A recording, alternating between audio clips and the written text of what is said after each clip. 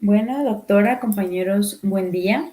Nosotros somos el equipo 1 que está conformado por su servidora Mónica, mis compañeras Yana y Ana Paula y mis compañeros Edmundo y Juan Pablo. Y les vamos a hablar acerca del tema de la fragilidad. Bueno, este va a ser el contenido de nuestra presentación. Vamos a hablar de la definición, de la epidemiología, la fisiopatología, las causas y la clasificación, cómo identificarla y la importancia de la misma, y el tratamiento farmacológico y no farmacológico.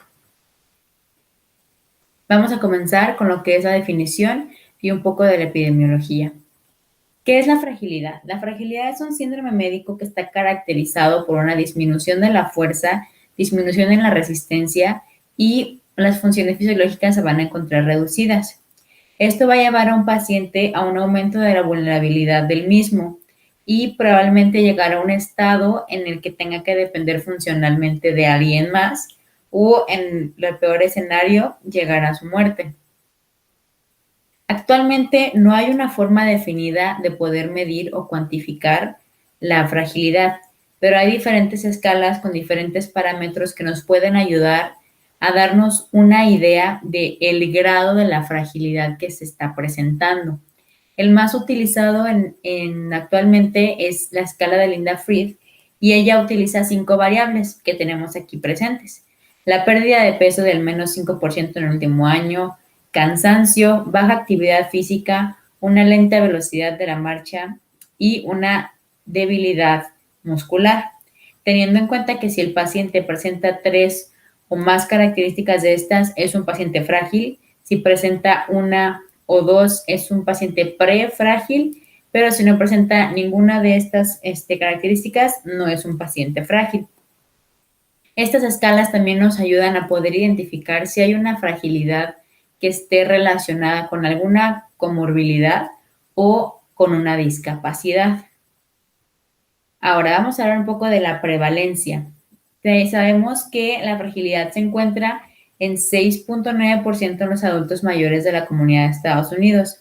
Y de este porcentaje, 3.2 va a pertenecer al grupo de entre los 65 y los 70 años de edad y el 23% a los mayores de 90 años de edad. Como les mencionaba anteriormente, este síndrome va a estar caracterizado porque va a tener diferentes factores que lo vayan a exacerbar. Dentro de esos factores tenemos los factores sociodemográficos y dentro de estos tenemos la edad, la raza negra y el sexo femenino.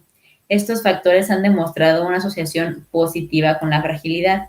Y ahora, ¿por qué es importante esto? Esto es importante porque cuando nosotros nos encontremos en la atención primaria, aproximadamente el 20% de nuestras pacientes de la tercera edad pueden llegar con nosotros con síntomas de fatiga o de fragilidad y tenemos nosotros que tener la capacidad de poder diagnosticarla y de poder tratarla para que el paciente tenga una mejor calidad de vida y no llegue a tener que depender funcionalmente de alguien más.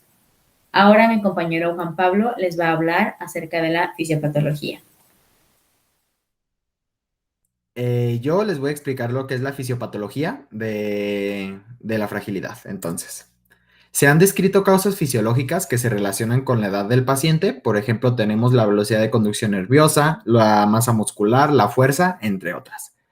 Aquí en la parte inferior derecha les puse este cuadro, el cual pues nos explica como de una manera muy sencilla que el cuerpo humano tiene una reserva fisiológica en todos los sistemas. Entonces, con el paso del tiempo y con el paso de la edad del paciente, esta reserva va a disminuir, que lo estamos viendo ahí representado con estas líneas, que pueden llegar a niveles tan bajos que ya se entra o se categoriza como lo que es la fragilidad, ¿no? Entonces, esta reserva fisiológica con la que el organismo responde a múltiples sistemas y esta disminución hasta lo que es la fragilidad, pues nos va a producir lo que es una vulnerabilidad y una capacidad disminuida para mantener la homeostasis. Ahora, tenemos que entender que la presentación de los signos y síntomas de la fragilidad son manifestaciones de la disminución fisiológica de la reserva de varios sistemas. Es básicamente el cuadro que les acabo de mostrar y esto es como una espiral descendente que va a relacionarse con el metabolismo energético. Aquí ahora les voy a presentar lo que son los tres sistemas fisiológicos que se relacionan con más importancia en el síndrome de la fragilidad y pues se les voy a explicar brevemente. Tenemos lo que es la sarcopenia, la disfunción inmunológica y la desregulación neuroendocrina. Empezando por la sarcopenia, bueno, esta es la disminución de la masa muscular que se asocia al envejecimiento. Esta va a iniciar alrededor de los 35 años y va a progresar hasta que más del 50% de esta masa muscular sea reemplazada por tejido fibrótico o tejido adiposo. Esto pues va a ocasionar una disminución de la fuerza, así como una disminución de la tolerancia al ejercicio, debilidad, fatiga y una capacidad disminuida para realizar actividades físicas o actividades diarias. En cuanto a la disfunción inmunológica, bueno, aquí tenemos que hay evidencia que recalca pues los cambios que tiene el sistema inmunológico que se relacionan con la edad. Esto pues va a ocasionar un compromiso con los órganos, así como a nivel celular y a nivel de genético molecular. Esto va a hacer que el hospedero sea más vulnerable a las infecciones. Así también existe pues una evidencia de que estos adultos mayores tienen un incremento en las citocinas, un incremento en los niveles de citocinas, lo cual pues nos va a propiciar que estos pacientes presenten pues estados inflamatorios muy frecuentes. Y por último, que esta se podría decir que es como la que tiene mayor peso en esta fisiopatología, que es la regulación neuroendocrina. Aquí, pues los ejemplos más notorios que tenemos de esta, por ejemplo, es la pérdida de la producción de estrógenos en las mujeres posmenopáusicas o, por ejemplo, también la disminución de la hormona del crecimiento. Solo por mencionar algunos ejemplos. Aquí tenemos que ante el estrés hay un incremento del cortisol, una disminución de hormonas sexuales y una disminución de la hormona del crecimiento, lo que nos va a conducir o nos va a llevar a un incremento de la sarcopenia y la disfunción inmune. Es por eso que les digo que es como la que tiene como mayor peso, ya que pues esta causa fisiopatológica, que es la desregulación neuroendocrina, nos va a propiciar a un incremento tanto de la sarcopenia como de la disfunción inmune. Entre las hormonas que se encuentran más estrechamente relacionadas con esto, vamos a tener cuatro, las cuales son, en primer lugar, la testosterona. Bueno, en el hombre la testosterona y tanto la hormona del crecimiento como la testosterona van a ser muy importantes para la mantención de la masa muscular.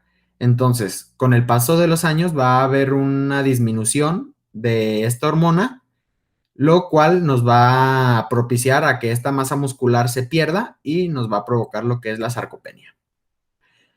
La dehidroepiandrosterona, o que también se le conoce como DEA, pues la producción adrenal de esta hormona va a disminuir con la edad y tiene como un efecto similar al de la testosterona, tanto en el mantenimiento como de la masa muscular como de las hormonas sexuales. Entonces, al tener una disminución de esta hormona, vamos a perder estas funciones.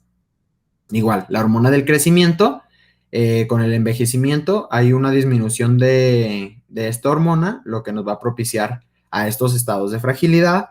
Y por último, tenemos el cortisol. La respuesta al estrés va a cambiar con la edad. Hay una disminución en la secreción cíclica de esta hormona y vamos a tener un mayor tono del cortisol. O sea que se va a producir más cortisol. Entonces, el efecto acumulativo de esta hormona, o sea que tengamos más cortisol en nuestro organismo, nos va a producir fragilidad. Además, el aumento del cortisol en el organismo va a propiciar a un estado de depresión con melancolía, así como disminución de la densidad ósea, la disminución de la masa magra y el daño muscular, y la disminución de la masa muscular, así como un daño a nivel de neuronas y una inestabilidad en la marcha. Entonces, estas hormonas tienen un papel muy importante en lo que es la fisiopatología de esta enfermedad, ya que tanto el incremento como la disminución, por ejemplo, de la testosterona y del hormona del crecimiento e incremento del cortisol nos van a propiciar pues a estos estados de fragilidad en el adulto mayor. Ahora vamos a pasar al siguiente tema con nuestra compañera Yanay. Hola, Soy Anaí Becerra y les hablaré de la identificación y la importancia que tiene la fragilidad en el adulto mayor. Bueno, ¿cómo podemos identificar la fragilidad en el adulto mayor? Bueno, Linda Fried en 2001 dio un fenotipo clínico en el cual se basa en 5 criterios, los cuales son la tensión de la fuerza palmar, la fatiga, la marcha lenta, la disminución de la actividad física y la pérdida de peso del paciente involuntariamente.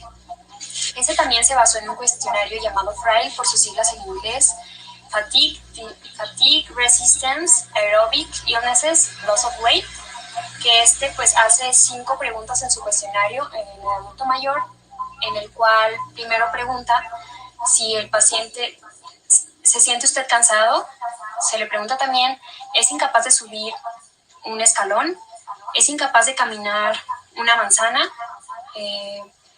Y también se le pregunta si en los últimos 6 meses ha perdido el 5% de su peso corporal. Con este podemos identificar que la respuesta es sí o no, y si el paciente en 3 o más da afirmativo en estas preguntas, podemos considerarlo como paciente frágil. Si lo dice en una o dos, como prefrágil, y si ninguna de las respuestas es afirmativo, se le considera como paciente no frágil.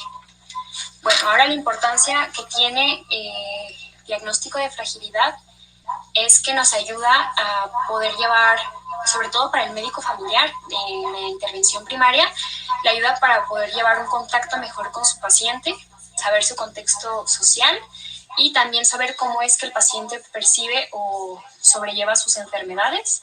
También nos ayuda en atención secundaria y terciaria en pacientes que puedan tener algunas complicaciones cuando son sometidos a cirugías o a tratamiento de quimioterapias. También nos ayuda al pronóstico de pacientes con enfermedades cardiovasculares y con pacientes con elevada comorbilidad. Ahora hablando de las causas y sus clasificaciones, tenemos factores de riesgo de tipo médicos y funcionales, como puede ser una enfermedad coronaria, una enfermedad vascular cerebral, una enfermedad pulmonar obstructiva crónica, diabetes mellitus, hipertensión arterial, o el hecho de que el paciente haya sufrido 2 o más caídas en un lapso de los últimos 2 meses. Siguiendo con el tema de las caídas, vamos a tener factores extrínsecos e intrínsecos que nos van a aumentar el riesgo a caídas. En los factores extrínsecos vamos a tener un uso de zapato inadecuado, de bastones y de andaderas, además del hecho de que si el paciente va caminando por algún lugar desconocido o por algún piso irregular, eso también es un factor muy relevante. Además de que si ese lugar no tiene una buena iluminación, eso todavía es mayor. También el hecho de que todos los adultos mayores tratan de apoyarse de algún lado, ya sea para caminar, ya sea para levantarse después de haberse sentado, de haberse acostado. Cualquier cosita buscan como un apoyo extra para no forzarse tanto ellos. Si ese mobiliario es un mobiliario inestable, puede ocasionar también una caída. Ahora, hablando de los factores intrínsecos, tenemos que el hecho de que el paciente sea mayor de 80 años es algo muy importante. Además de que si el paciente es un paciente femenino, esto nos va a aumentar el riesgo, debido a que después de que se sufre la menopausia, la persona va a disminuir su equilibrio, además de que puede llegar a sufrir vértigo. También la debilidad en miembros inferiores va a ser un tema muy importante, debido a que si el paciente no tiene suficiente fuerza en sus piernas para caminar, puede sufrir desde una mínima caída. El pie plano y trastornos visuales. Los trastornos visuales, como sabemos, en muchas personas puede afectar, pero como también sabemos, es más probable que un adulto mayor sufra algún trastorno visual, lo que puede llevar a que, aunque el lugar esté iluminado, aunque ya lo conozca, puede sufrir algún tipo de caída. Bueno, ahora yo les voy a platicar un poco del tratamiento. que pues como conocemos, la fragilidad es conocida como una entidad progresiva, que el principio del ciclo de este síndrome va a consistir en la acumulación de efectos relacionados con el envejecer, como es la inflamación o la disregulación neuroendocrina. Y por supuesto la disminución de la actividad física, nutrición inadecuada, enfermedades y fármacos. Y esta relación de factores va a conllevar a una desnutrición crónica y a una pérdida de masa muscular. La evaluación de los pacientes frágiles debe ser interdisciplinaria, pues tenemos que abarcar aspectos como son los físicos, emocionales, psicológicos, social y redes de apoyo. Esto con el fin de detectar posibles obstáculos para la realización y cumplimiento del tratamiento y así realizar una intervención oportuna. Pues bueno, la prevención es más costo efectiva que el tratamiento farmacológico y debe ser la primera línea de acción. La detección oportuna y la intervención no farmacológica temprana son la clave para retrasar el deterioro del adulto mayor. Esto nos dice que una prevención del adulto frágil nos evitará como el hecho de que el paciente vaya más allá de alguna enfermedad. También es muy importante conocer las necesidades de la familia o el cuidador del individuo. Esto pues para poder involucrarlos y poderlos orientar en el cuidado del paciente para pues poder preservar la funcionalidad del anciano. También el manejo de los pacientes frágiles debe incluir un vínculo demasiado estrecho con el médico para poder referirlo oportunamente al servicio requiriendo con el fin de disminuir complicaciones de enfermedades u hospitalizaciones o cosas por el estilo. Y también la capacidad de ingerir cantidades suficientes por vía oral es inversamente proporcional al grado de la fragilidad. La reducción en la ingesta oral del adulto mayor pues es un indicador de la severidad o progresión de este síndrome. Bueno, uno de los primeros tratamientos, vamos a hablar que es la disminución de los niveles séricos de micronutrientes como son la vitamina A, D y E, así como B6 y B12, ácido fólico, vitamina C, zinc y selenio, los indicadores de fragilidad en adultos mayores. También se determinan los niveles séricos de vitamina D en ancianos, obviamente, y si esta es menor de 30, deberá ofrecerse un tratamiento de restitución a dosis de 80 microgramos al día, que pues esto equivalente a 100 de calcitrol. Y bueno, antes de pasar a esta diapositiva, una vez. Estas siguientes medidas que les voy a mencionar no han demostrado de forma consistente su utilidad en la fragilidad y los riesgos superan el beneficio de esa administración, por lo que no se recomienda tomar testosterona, oxandrolona, dronabinol, hormona de crecimiento, moduladores de esteroides de receptores androgénicos no selectivos, dihidroepiandrosterona y creo que listo. Bueno, también tenemos que tomar muy en cuenta que los factores que se asocian a un peor pronóstico en este paciente, pues hablando demográficamente, son adultos mayores de 80 años, en hábitos de vida que no tienen una actividad física, médicamente hablando, pues la presencia de 2 o más condiciones médicas, su uso de 3 fármacos o más, y pues la déficit de la visualización o de la audición. Funcionalmente, pues la dificultad para realizar cualquiera de las actividades básicas o instrumentadas de la vida diaria, como es caminar, hablar o valerse por sí mismo.